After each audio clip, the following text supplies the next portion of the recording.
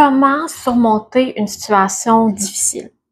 Aujourd'hui, je me penche sur cette question-là parce que, bien évidemment, on en vit tous, hein, on a tous circonstances qui nous arrivent, des choses sur lesquelles on a peu de contrôle. Et je me demandais comment ça se fait que pour certaines personnes, ben, ils sont vraiment moins affectés hein, par tout ce qui leur arrive versus d'autres personnes qui sentent qu'ils perdent le contrôle facilement, se sentent facilement submergés justement par les circonstances extérieures qu'ils ne contrôlent pas.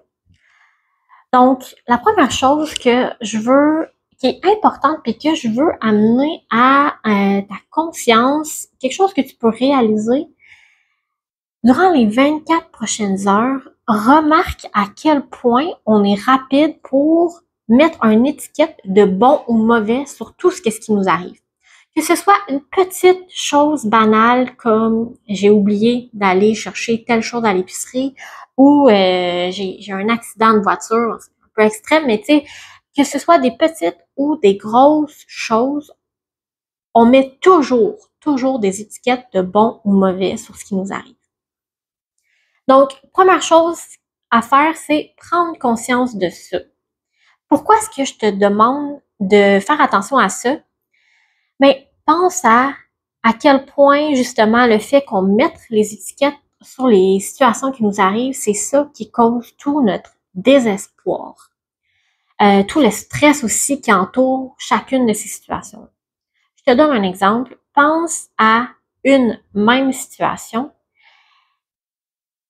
Quelqu'un perd son emploi. Pour une même situation, deux personnes vont le vivre complètement différemment. Le résultat est le même, les deux perdent leur emploi, mais pour quelqu'un qui en avait assez de son patron, de l'emploi, puis sentait qu'il avait besoin de renouveau, il va voir ça comme quelque chose de tellement positif. Et quelqu'un qui, au contraire, était bien, a besoin de ces ressources financières-là, c'est la catastrophe. La même situation, jugé bon ou mauvais, va changer complètement la suite des choses, hein? Complètement le monde émotif aussi par rapport à ces situations-là. Mais pourtant, c'est la même situation exactement. Je vais t'amener à penser à justement une situation difficile que tu aurais vécue dans ton passé, quelque chose que tu as surmonté, puis sur le coup, là, ça t'apparaissait comme vraiment la fin du monde. Tu étais complètement submergé, tu te demandais bien comment tu allais t'en sortir. Bon, on a tous été dans cet état-là, je pense que tu sais très bien à quoi ça ressemble. Mais qu'au final, cette situation-là, c'est ressorti pour être une des meilleures choses qui te soit jamais arrivée. Et toi, sur le coup, là, souviens-toi dans quel état d'esprit t'étais. C'était l'enfer.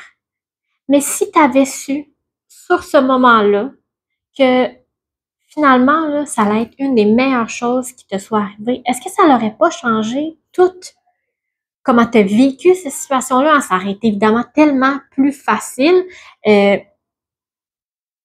Pour ça, juste pour te rappeler, on le sait pas. On sait pas comment les situations vont affecter la suite de nos vies. Donc, pourquoi se dépêcher à mettre une étiquette comme quelque chose de négatif?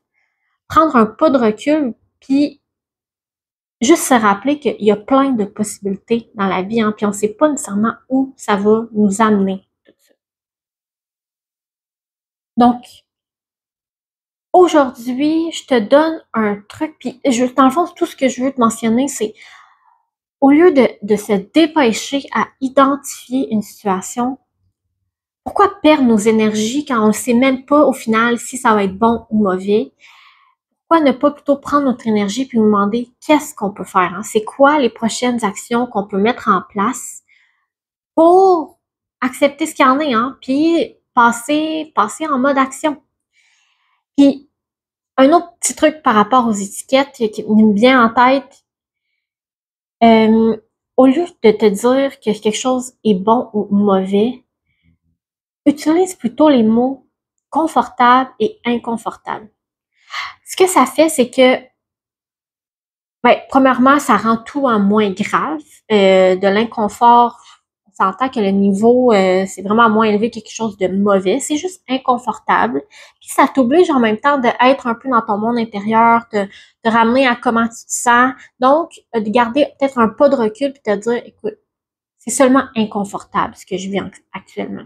Que ce soit par rapport à une situation ou par rapport à une émotion aussi, quelque chose que normalement, si t'es très triste, ben au lieu de dire que la tristesse, c'est quelque chose de très mauvais, mais tu peux te dire que c'est vraiment inconfortable parce qu'en ce moment, je me sens super triste.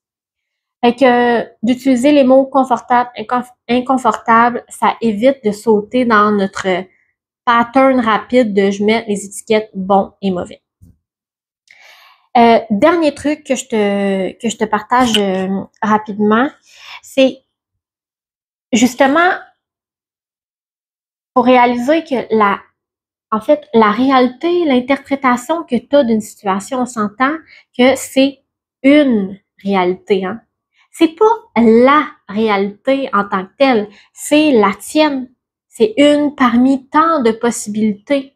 Donc, par rapport à une situation difficile que tu vis, je veux dire, élaborer une réalité qui serait différente. Puis là, laisse aller ton imagination là-dessus. C'est juste pour te faire sortir de cette espèce de spirale négative-là qui te garde dans la même situation en disant que c'est négatif, d'imaginer une autre réalité extérieure, mais évidemment, je te demande de choisir quelque chose qui est réalisable, quelque chose qui est plausible dans ta vie actuellement. Peut-être pas de gagner le million, mais tu sais, quelque chose qui se pourrait, qui est une possibilité. Donc, ça t'ouvre à un autre champ de possibilités complètement. Ça apporte un peu de positivisme, de pas sentir qu'on est pris dans ces situations-là puis qu'il y a rien qu'on peut faire. Donc, décris cette situation-là, puis pendant les 48 prochaines heures, essaye de vivre comme si cette autre possibilité-là était ta réalité actuelle. Puis observe combien de fois est-ce que tu réussis à faire ça, mais pas juste ça. Observe aussi les changements que ça apporte dans ton quotidien. Le fait de vivre d'une autre façon, d'avoir amené une autre interprétation à ta situation, c'est certain que donc tu agis de manière différente aussi, tes énergies sont différentes. C'est quoi les changements que ça a apporté? Puis de là, tu vas pouvoir choisir des petites actions que tu as envie de répéter dans ton quotidien et juste aussi facilement que ça, tu vas avoir surmonté ta situation difficile.